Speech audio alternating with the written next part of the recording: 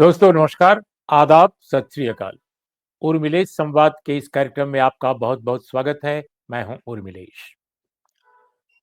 अ, देश के जो विदेश सचिव हैं, जिन्होंने भारत सरकार की तरफ से सीज़ फायर के बारे में घोषणा की थी, वो पूरे भारत सरकार के प्रतिनिधि के तौर पे उन्होंने ऐलान किया था।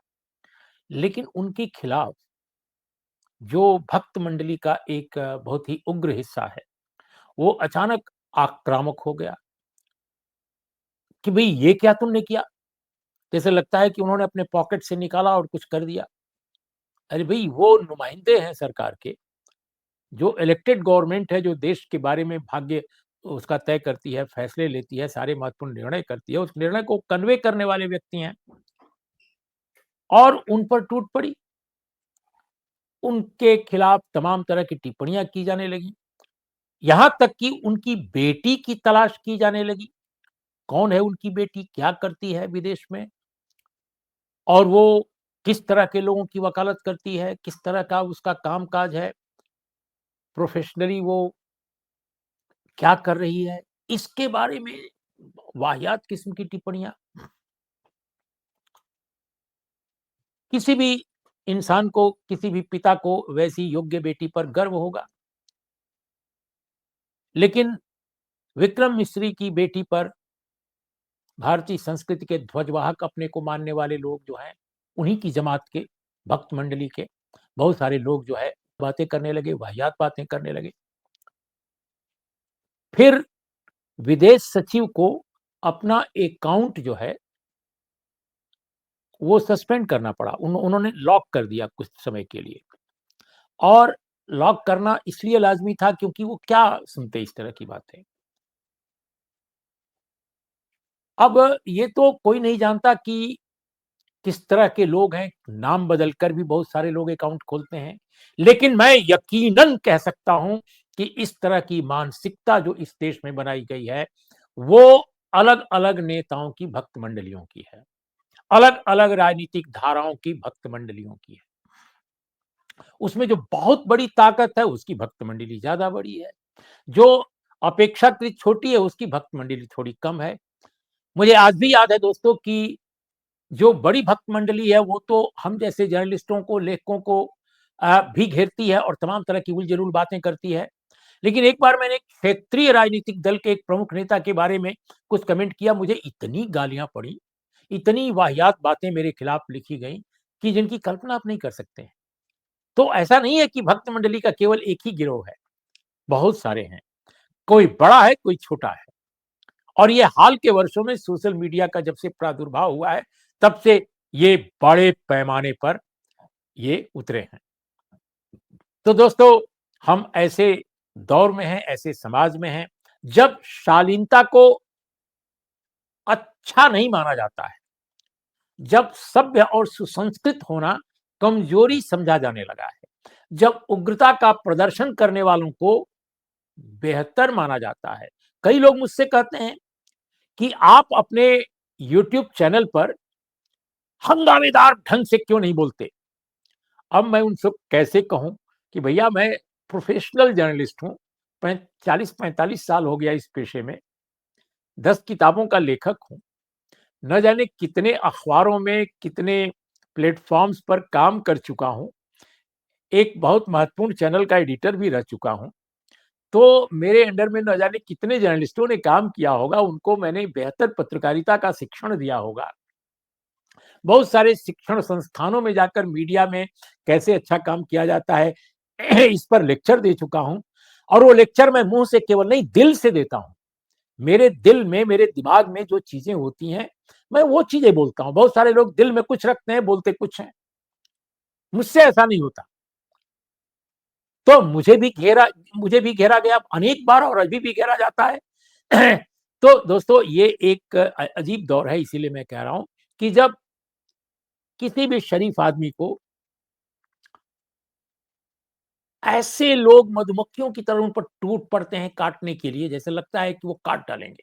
उनको चारों तरफ से उसको उसको उस पर डंक मारेंगे। जो कोई व्यक्ति सज्जनता के साथ, विनम्रता के साथ अपनी बात कहता है। अब आप बताइए विक्रम मिश्री का क्या उसमें कसूर है? किसी को अगर नाराजगी है तो वो पॉलिटिकल लीडरशिप से नाराजगी जाहिर करे, तो वहां तो आप नहीं करेंगे। और पॉलिटिकल लीडरशिप से भी आपको करना है तो उसका एक तरीका होता है। लेकिन उलझुल बोला जाने लगा, क्यों बोला जाने लगा मैं तो आज तक नहीं समझ पाया। विक्रम विक्रम मिश्री को बोलने का मतलब क्या है? वो कहां से आते हैं इस पूरे मामले में? वो कोई निर्णयकारी व्यक्ति नहीं है। वो अपने विभाग का निर्णय जरूर कर सकते हैं, अपने मंत्रालय में कुछ कर सकते हैं, लेकिन वो पॉलिटिकल डेवलपमेंट, पॉलिटिकल डिसीजन कैसे कर सकते हैं जो एक देश से दूसरे देशों के बीच होता है या अंतर्राष्ट्रीय मुद्दों पर होता है?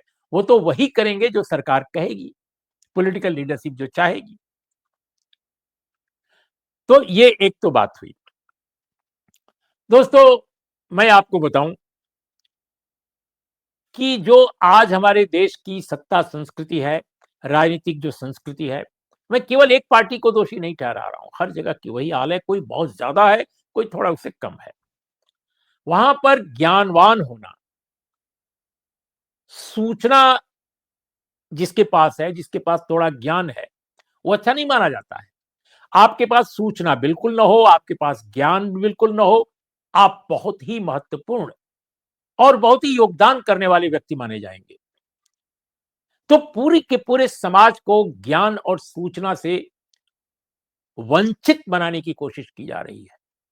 बगैर कुछ जाने सुने आप जितना उल जरूर बोल सकें, आप उतने ही अच्छे उस्ताद माने जाएंगे। हो सकता है आपको राजनीतिक प्लेटफॉर्म मिल जाए, हो सकता है आप महत्वपूर्ण पद पर भी चले जाए, लेकिन आप पढ़े लिखे हैं, आप अगर समझदारी की बात करते हैं, अगर आप समाज में भाईचारे की बात करते हैं, तो आपको अच्छा नहीं समझा जाएगा। ये स्थिति बनती जा रही है अपने मुल्क में, और यही कारण है कि जो इस तरह के गिरोह हैं, जो सोशल मीडिया पर आकर उपद्रव करते रहते हैं। और मैं क्या देखता हूं, सोशल मीडिया पर उपद्रव करने वाले लोग केवल वे ही लोग अब नहीं रह गए हैं जो अपढ़ हैं, लंपट हैं या उग्र हैं। ऐसे लोग भी उसमें शुमार हो गए हैं जो एक जमाने में ठीक ठाक पढ़े लिखे माने जाते थे और विनम्रता के साथ बात करते थे। अब उनका भी टोन बदल गया है। क्यों बदल गया है? अभी मैंने देखा एक बहुत वरिष्ठ पत्रकार हमारे देश के हैं, वो भी मेरी तरह दाढ़ी रखते हैं, राहुल देव जी। उनके खिलाफ इस तरह की टिप्पणियां की गई, उनके परिवार के सदस्यों के बारे में टिप्पणी की गई। और भी बहुत सारे जर्नलिस्ट हैं देश के। अरे भाई, आप उनकी बात से सहमत नहीं हैं, चाहे रवीश कुमार हो, चाहे अजित अंजुम हो, चाहे विशाल शर्मा हो, चाहे कोई भी हो। आशुतोष के बारे में क्या क्या नहीं कहा जाता है, जो सत्य हिंदी के संस्थापक संपादक हैं और बहुत ही प्रबुद्ध और बहुत ही पढ़े लिखे एक विद्वान पत्रकार हैं। उनकी कई किताबें अंग्रेजी हिंदी में छपी हुई हैं, लेकिन सबके बारे में और बहुत ही वाहियात भाषा में कहा जाता है। तो ये कहने वाले कौन लोग होते हैं? केवल वे ही नहीं होते हैं जो अपढ़ हैं, कुसंस्कारी हैं। उसमें ऐसे भी लोग होते हैं जो थोड़े बहुत पढ़े लिखे हैं, जिनके पास सूचना है, वो जानते हैं कि वो गलत बोल रहे हैं। लेकिन आज के इस दौर में जो दौर चल रहा है, उसमें उन्होंने भी अपनी जो भी समझदारी थी, जो भी उनका सांस्कृतिक बोध था, जो भी उनकी सज्जनता थी, उसको गठरी में बांधकर कहीं कूड़े में डाल दिया है। और वे फिर उसी तरह से उग्र भाषा में, असभ्य भाषा में, हिंसक भाषा में वो बोलने लगे। तो जब माहौल ऐसा नहीं था जो आज का है, तो वो सभ्य बने हुए थे थोड़े दिन तक के लिए, या जब तक वो दौर था। दौर बदलते ही उनका टोन बदल गया है। एक जमाने में जिनको हम बहुत ही संवैधानिक मूल्यों से लैस लोकतांत्रिक सेकुलर मनुष्य समझते थे, आज वो ऐसी ऐसी बातें करते हैं कि लगता है कि भाई उस दौर में ये कैसी बातें सोचते थे, क्या इनका मिजाज था और आज इनका मिजाज इतना क्यों बदल गया है। तो दोस्तों, मुझे बात आती है एक बहुत महान दार्शनिक की, और वो महान दार्शनिक थे कार्ल मार्क्स। उन्होंने कहा था कि मनुष्य की चेतना का निर्धारण उसके सोशल एग्जिस्टेंस से होता है, उसके सामाजिक अस्तित्व से होता है। और सोशल एग्जिस्टेंस में राजनीतिक, सामाजिक, सांस्कृतिक सब कुछ आता है। तो दोस्तों, आज जो हमारा सोशल एग्जिस्टेंस है वो बिल्कुल चेंज्ड है। तो ये मानकर चलिए कि जब सोशल एग्जिस्टेंस आपकी चेतना का निर्धारण कर रहा है, आपके बोध का निर्धारण कर रहा है, तो कोई भी बदल सकता है जो बहुत अंदर से कमिटमेंट जिसके पास ना हो, जो अंदर से, दिल से, दिमाग से जो ज़हीन ना हो, वो कभी भी बदल सकता है और वो उपद्रवकारी बातें कर सकता है। वो कम्युनल अ, आई मीन जिसमें उदात्तपन ना हो, जिसमें उदात्तता ना हो, ऐसी वाहियात बातें कर सकता है। तो ये विक्रम मिश्री के खिलाफ बातें जो कर रहे लोग कर रहे थे और अभी भी कर रहे होंगे कुछ लोग, भले ही उनका आई मीन अकाउंट जो है उन्होंने लॉक कर दिया है, लेकिन इधर-उधर तो कर रहे होंगे लोग। वो लोग केवल वे नहीं हैं जो उस सोशल मीडिया की जो पलटन है, जो उग्रता के साथ घेराबंदी करती है लोगों को, जो जो उनसे अलग राय रखते हैं, बल्कि उसमें ऐसे भी लोग हैं जो एक ज़माने के पढ़े-लिखे लोग होंगे और आज चेहरा बदलकर, अपना नाम बदलकर और इस तरह की वाहियात बातें कर रहे हैं। हमें अच्छा लगा कि सिविल सर्विस के जो ऑफिसर्स हैं, उनकी एसोसिएशन ने अपने साथी का साथ दिया है, विक्रम मिश्री का। लेकिन दोस्तों, ये भूलना नहीं चाहिए हमें कि एसोसिएशन के लोग अपने साथियों के संकट में तो साथ देते हैं, लेकिन जनता के संकट में कभी साथ नहीं आते, आम तौर पे नहीं आते। आप बताइए, उनको मालूम है कि उनका जो सर्विस कोड है, जो कंडक्ट है, उसको नज़रअंदाज करके उनसे काम लिया जाएगा या लिया जा रहा है या कहीं लिया गया है, तब भी वो खामोश रहते हैं। संविधान के विरुद्ध जो आदेश हैं, संविधान के विरुद्ध जो बातें कही जाती हैं समाज में, उस पर भी खामोश हैं। किसी निर्दोष व्यक्ति के खिलाफ कदम उठाने को कहा जाता है, बिना सोचे समझे वो उठा देते हैं, क्योंकि पॉलिटिकल बॉसेस ऐसा चाहते हैं। पॉलिटिकल बॉसेस को खुश करने के लिए नॉर्थ इंडिया में, खासकर हिंदी भाषा भाषी क्षेत्र में, अफसरों की पूरी पलटन रातों रात बदल गई है। आप उसका क्या कहें? तो आप अपने दोस्त का, अपने साथी का तो साथ दे रहे हैं, लेकिन अवाम के साथ आपका वो सलूक नहीं है। संविधान के साथ आपका वो सलूक नहीं है। हाँ, रिटायर्ड अफ़सरों का एक समूह ज़रूर है, जो इस तरह की बातें करता है, संवैधानिक मूल्यों की, समाज की, अवाम की। लेकिन सर्विंग जो अफ़सर हैं, वो संविधान के पक्ष में भी खड़े नहीं होते, जहाँ संविधान पर हमले हो रहे होते हैं। जहाँ मनुष्यता खतरे में हो रही होती है, जहाँ निर्दोष लोगों को फँसाया जा रहा होता है। तो ये सब भी चीज़ें बहुत महत्वपूर्ण है अपने देश के लिए। अब जैसे उदाहरण के तौर पे दोस्तों, एक और वाक़या सामने आया। एक बहुत मशहूर स्टोर है अपने देश का, ये बेकरी का। उसका नाम है कराची बेकरी। कराची हलवा का तो नाम आप भी सुने होंगे। कराची हलवा बहुत मशहूर है, कई जगह बनता है, कराची हलवा के नाम से दुकान है। लेकिन कराची बेकरी जो है, वो दक्षिण भारत में एक बहुत बड़ी चेन है और उसका मुख्यालय, जहाँ तक मुझे जानकारी है, हैदराबाद है, विशाखापट्टनम में भी है। हैदराबाद, सिकंदराबाद में कई स्टोर हैं, 14-15 स्टोर हैं संभवतः। मैं कराची बेकरी में खा चुका हूँ। उसकी जो बहुत सारे जो आइटम्स हैं बेकरी के, उनको हम अभी कुछ ही दिन पहले हम जब हैदराबाद में थे, तो मशहूर कार्टूनिस्ट हमारे साथ थे, मंजुल, और हमारे एक अन्य साथी राकेश जी थे। इन सभी लोगों के साथ हम लोगों ने वहाँ बैठ के खाया भी और कुछ अपने घर वालों के लिए खरीदा भी। मैं आपको बताऊँ, कमाल का, अद्भुत स्वाद बेकरी आइटम्स का, और नमकीन, बिस्किट्स, केक, ब्राउनी, जितनी भी चीज़ें आप खरीदना चाहें, वो सचमुच लज़ीज़ और अन्य सभी दुकानों से बिल्कुल अलग टेस्ट। लेकिन उस कराची बेकरी पर अभी पिछले दिनों लोग हमलावर हो उठे, घेराबंदी कर ली। अब पता नहीं और क्या-क्या किया मुझे नहीं मालूम, लेकिन जो जो खबर आई और जो खबर हमने देखी कि उसकी घेराबंदी कर ली गई, जुलूस निकालने लगे, नारे लगाने लगे। क्यों भाई कराची नाम क्यों है? तुम पाकिस्तानी हो।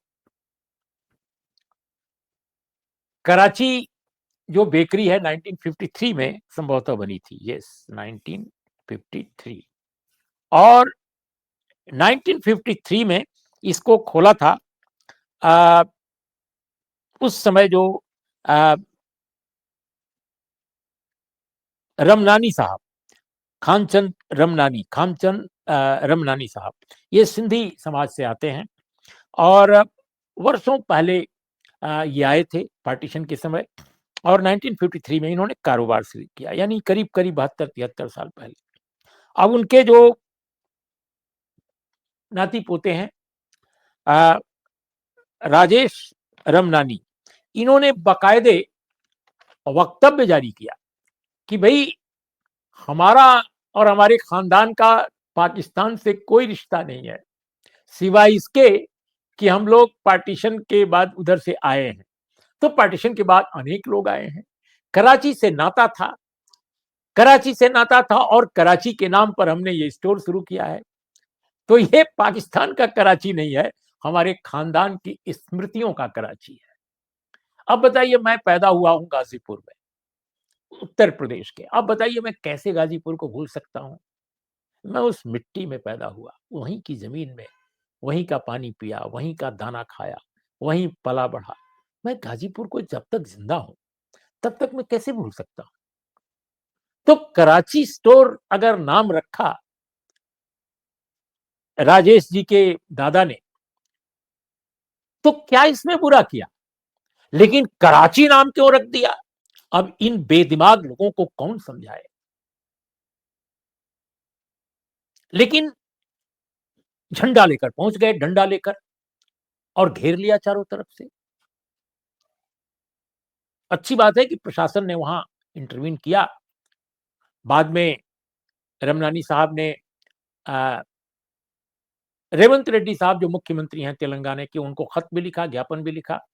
मुझे विश्वास है कि उनकी रखवाली, उनकी सुरक्षा का बंदोबस्त ज़रूर सरकार ने किया होगा। लेकिन ये हालात हैं, अपने मुल्क में बना दिए गए हैं। कहीं अगर कोई दुकान का नाम है लाहौर के नाम पर, कराची के नाम पर, ढाका के नाम पर, अब ढाका का मलमल बड़ा मशहूर था। पता नहीं इस देश में कोई ढाका मलमल स्टोर तो नहीं है। तो क्या दिमाग है? किस तरह का दिमाग है? ये दिमाग कहाँ से आता है? और मजे की बात है कि ऐसे लोगों में सिर्फ वे नहीं हैं जो बिल्कुल अपढ़ हैं, अज्ञानी हैं। इसमें ऐसे भी लोग हैं जो नौकरी करते हैं, जो पास कुछ कुछ कुछ पढ़ाई-लिखाई भी किए हुए हैं, इंटर बीए। लेकिन उस इंटर बीए का क्या मतलब जब ज्ञान ही नहीं है? ज्ञान और परीक्षा देने में तो फ़र्क है। जब समझ नहीं है आपके पास, हम कैसे समाज बनते जा रहे हैं? आप सोचिए, कहीं विक्रम मिस्री को घेरा में लाया जा रहा है, तो कभी कराची स्टोर को।